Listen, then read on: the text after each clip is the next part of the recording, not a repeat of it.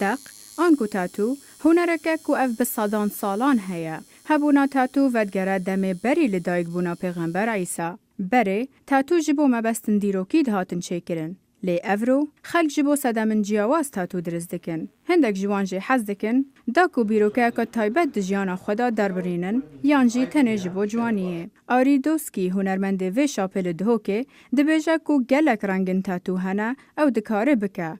لیجی کم بونا کلو پلن تاتو لکردستانه او یک زحمت دبیج هنرمندارا. اشم دایمی چیگم حتی هیجی بو هیوی هی يعني حتى ده هيفاجي هاي يتهين بصالاجي يتهين بس حال حاضر دفمن نتشكي بدسمن أكادينا كهمي تشتاق زور طبعا لهرما كردستانه چه کورسنین کتی دا هنرمند فری تاتو ببا.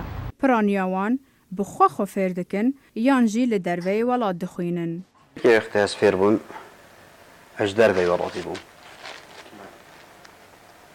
من رسم شد گرن دف کبرایی. أبو ساكن رسمت مشكلة من بركاتي بقول من بو يشوري ديال من أوكي ماشي شيروجي داس بيكر أبو أمشينا الدورة من ألمانيا خاندي مع صلال هامبورغ خاندي اسمه جناس السويدي ما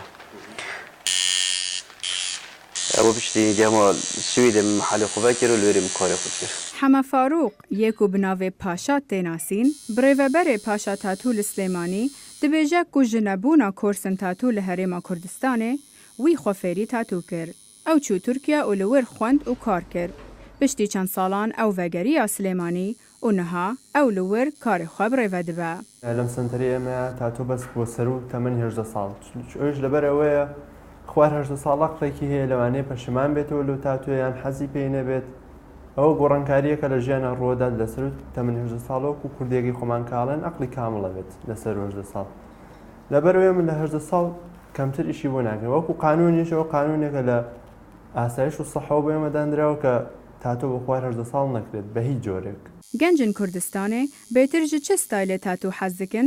في قاسينا من جرا جنجن أغلبها طبعا شوانا جي كيتشن بس أغلبها تشتوانا في تصيرة سروكي نواجي على كردستان او ما بس که دروسی کم با تاتو تنها حزگه و کو بابل هنر ویا چون یک حزگه رسم میکشید یعنی نسل جورکی پر به رسم هنر کسی حزگه است جستی خوی اشتک هبت کبی بینه جا زیاتر اوش دین که او خوشویستی با کسی که در بر ناوکی نوسید یا خود رسمگی دروست کرد و ایواژه حزگه چالم یاری زنوشتانه هلا اروپا سی تاتو کانی وانگه حزگه عینی تاتو ای بیوبه.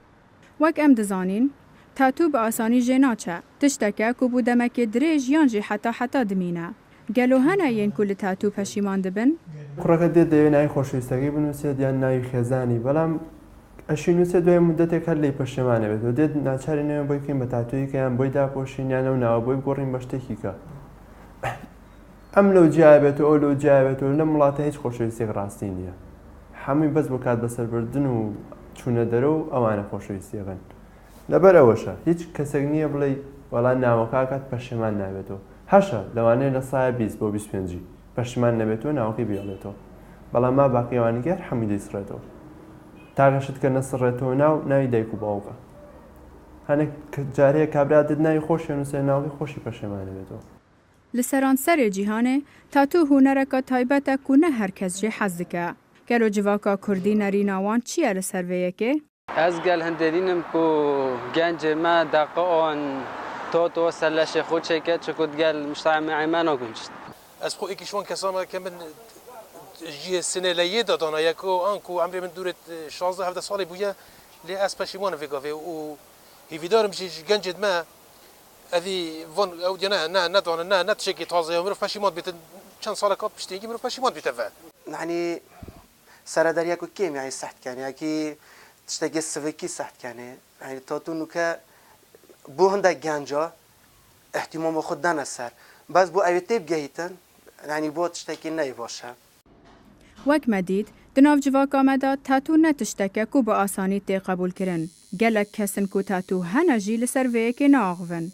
بونمونه دنگ امریکا هول داد گل چند کچان باغوه کوان بخوا تاتو هنه لی مخابن وان قبول نکر بو کامیره باغون. لی چوا خلکک هیا با آسانی بحثی تاتو ناکن، هر وها هنه ین کو شانازیه به تاتوین خودکن. شتێکە جوانکاریە بۆ لەش ئەڵین شتێکی مۆدێل لە زۆر وڵاتانە ئیتر گەنج بۆیە حەزیلەتی شتی گۆڕانکاریش خۆشە. منیش وەکو گەنجە حەزم کردووە تاتۆ لەسەر جسمی خۆم بکەم وەکو جوانکاریەک تاتۆ زۆر گەنج کردوێتی خاستەن سال لەم مۆسعەیە خەڵک زۆر حەزی لە تاتوەیە وەکو جوانکاریەکەت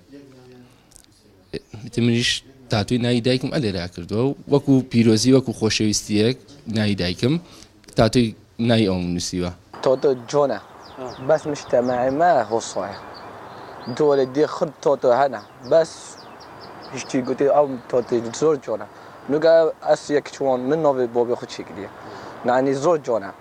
تاتو رنگک هنریه کل سرانسری جیهانه بابتک جه مشتمره لید داویدا بریارک خلطه دا آزاده.